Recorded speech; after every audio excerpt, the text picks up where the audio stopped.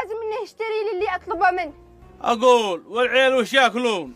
كل هون انت. اسمع ايش اقول لك، انا حكمي اللي بقوله الان. تمام؟ طلقه.